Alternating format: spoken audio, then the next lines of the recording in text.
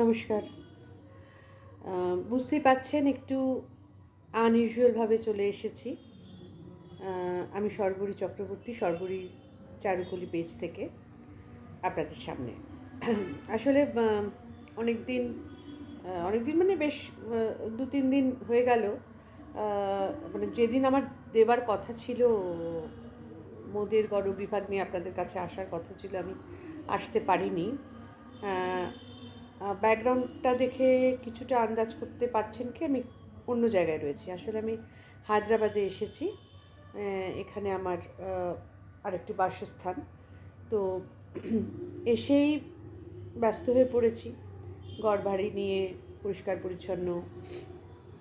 তাছাড়াও সবথেকে বড় কথা, হয়তো বা সময় করে উঠতে পারি, কিন্তু এখানে এত আওয়াজ।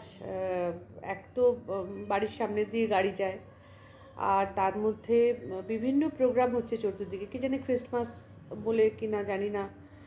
আর পাশের বাড়ি আবার বিয়ে লেগেছে, তার জন্য শুনতে পাচ্ছেন কি এখনও কিন্তু মাইক চলছে। তো এই সব কারণে শান্ত হয়ে বেশ একটা শান্ত পরিবেশ পাচ্ছি না, যে আপনাদের সামনে উচ্চারণ নিয়ে আবার ফিরে আসবো। সেটাই বলতে এলাম। আর যখন এলামই আপনাদের কাছে একটি কবিতা বলে যাই। এই মুহূর্তে শক্তি চট্টোপাধ্যায়ের একটি কবিতা আমার মনে পড়ছে। মনে মনে বহুদূর চলে গেছি। মনে মনে বহুদূর চলে গেছি, যেখান থেকে ফিরতে হলে আরও একবার জন্মাতে হয়, জন্মেই হাঁটতে হয়। হাঁটতে হাঁটতে হাঁটতে হাঁটতে একসময় যেখান থেকে শুরু করেছিলাম সেখানে ফিরতে পারি।